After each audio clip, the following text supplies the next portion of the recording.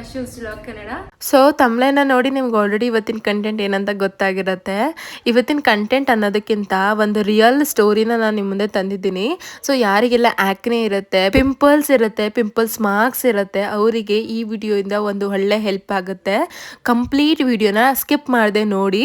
So pimples, marks, acne ಇದ್ರ ಬಗ್ಗೆ ನನಗೆ ಪ್ರತಿಯೊಂದು ಈವೆಂಟ್ಗೆ ಹೋದ್ರೂ ಚರ್ಚೆ ಮಾಡ್ತಿರ್ತಾರೆ. ಮೇಡಮ್ ಹಿಂಗಿದೆ, ಏನು ಮಾಡೋದು ಅಂತ ಹೇಳಿ.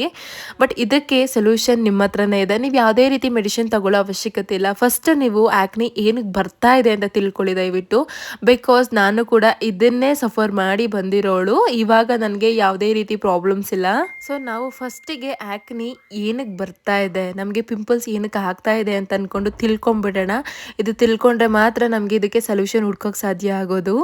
ಸೊ ಫಸ್ಟ್ ರೀಸನ್ ನಮಗೆ ಆ್ಯಕ್ನಿ ಬರೋದಕ್ಕೆ ರೀಸನ್ ಫಾರ್ ಫುಡ್. ನಾವು ಏನು ತಗೋತೀವಲ್ಲ ಅದು ಜಂಕ್ ಫುಡ್ ಅಥವಾ ಅನ್ಹೆಲ್ದಿ ಫುಡ್, ಅದರಿಂದನೇ ನಮಗೆ ಪಿಂಪಲ್ಸ್ ಒಳಗಡೆಯಿಂದ ನಮ್ಮ ದೇಹದಿಂದನೇ ಪಿಂಪಲ್ಸ್ ಬರೋದಕ್ಕೆ ಕಾರಣ ಆಗುತ್ತೆ ಫಾರ್ ಫುಡ್. ಸೊ ಈ ರೀತಿ ಜಂಕ್ ಫುಡ್ನ ಗೊತ್ತಿದ್ದೂ ನಾವು ತಿಂತೀವಿ. ಅದನ್ನು ಬಿಟ್ಟು ಕೂಡ ನಾವು ಇರೋಕ್ಕಾಗಲ್ಲ. ನೀವೆಲ್ಲ, ನಾನು ಕೂಡ ಇರಲ್ಲ.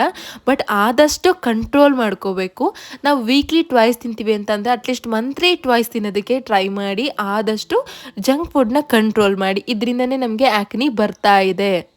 ಫಸ್ಟ್ ರೀಸನ್ ಫಾರ್ ಫುಡ್ ಅಲ್ಲದೆ ನಮಗೆ ಬೇರೆ ಯಾವ ರೀಸನ್ಸ್ಗೆ ಪಿಂಪಲ್ಸ್ ಅಥವಾ ಆ್ಯಕ್ನಿ ಬರ್ತಾ ಇದೆ ಅಂತ ಅಂದರೆ, ನಾವು ಆಚೆ ಕಾಮನ್ ಆಗಿ ಓಡಾಡ್ತೀವಿ. ಆಚೆ ಡಸ್ಟು, ಆ ಧೂಳು, ಆ ಪೊಲ್ಯೂಷನ್ನು, ಅದರಿಂದ ಕೂಡ ನಮಗೆ ಪಿಂಪಲ್ಸ್ ಸ್ಟಾರ್ಟ್ ಆಗ್ಬೋದು.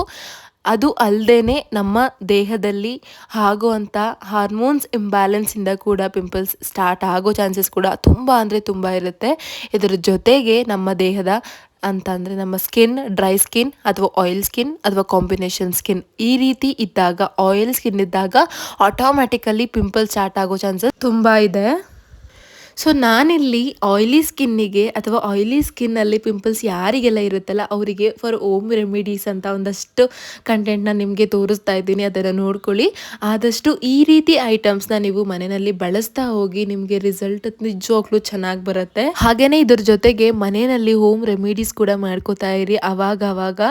ಸೊ ಪಿಂಪಲ್ಸ್ ಕಂಟ್ರೋಲಿಗೆ ಬಂದೇ ಬರುತ್ತೆ. ನೀವು ಮನೆಯಲ್ಲಿ ಅವಾಗವಾಗ ಸ್ಟೀಮ್ ತಗೊಳ್ಳೋದು ಅಥವಾ ಸೊಪ್ಪು ತರಕಾರಿ ಚೆನ್ನಾಗಿ ತಿನ್ನಿ. ಹೊರಗಡೆ ತಿನ್ನೋ ಬದಲು ಮನೆ ಊಟನ ದಯವಿಟ್ಟು ಸೇವಿಸಿ. ಇದ್ರ ಜೊತೆಗೆ ಆದಷ್ಟು ಫ್ರೂಟ್ಸ್ನ ತಗೊಳ್ಳಿ. ಈ ಆಲ್ಮೋಸ್ಟ್ ಎಲ್ಲ ವಿಷಯ ಎಲ್ಲರಿಗೂ ಗೊತ್ತೇ ಇರುತ್ತೆ, ನಾನೇನು ಸ್ಪೆಷಲ್ ಆಗಿ ಹೇಳ್ತಾ ಇಲ್ಲ. ಬಟ್ ಇದನ್ನು ರೂಢಿಸ್ಕೋಬೇಕಷ್ಟೇ. ನಮ್ಮ ಲೈಫಲ್ಲಿ ನಾವು ಇದನ್ನು ಫಾಲೋ ಮಾಡಬೇಕಷ್ಟೇ. ಫಾಲೋ ಮಾಡಿದಾಗಲೇ ಅದರಿಂದ ರಿಸಲ್ಟ್ ಸಿಗುತ್ತೆ. ಒಂದಿನ 2 ದಿನದಲ್ಲಿ ರಿಸಲ್ಟ್ ಸಿಗಲ್ಲ. ಯಾಕೆ ಅಂತಂದರೆ ನನ್ನ ತಂಗಿ ಫೋಟೋನೇ ನಾನು ಹಾಕಿರೋದು. ನನ್ನ ತಂಗಿಗೆ ಈ ಇನ್ಸಿಡೆಂಟ್ ನಡೆದಿದೆ. ನನ್ನ ತಂಗಿಗೆ ಬಿಫೋರ್ 3 months ಎಷ್ಟು ಪಿಂಪಲ್ಸ್ ಇತ್ತು ಅಂತ ನಾನೇ ಕಣ್ಣಾರ ನೋಡಿದ್ದೀನಿ. ಆಫ್ಟರ್ 3 months ಆದಮೇಲೂ ಪಿಂಪಲ್ಸ್ ಹೇಗಿದೆ, ಅವಳ ಸ್ಕಿನ್ ಹೇಗಿದೆ ಅಂತ ಕೂಡ ನಾನು ನಿಮ್ಮ ಜೊತೆಗೆ ಶೇರ್ ಮಾಡ್ತೀನಿ.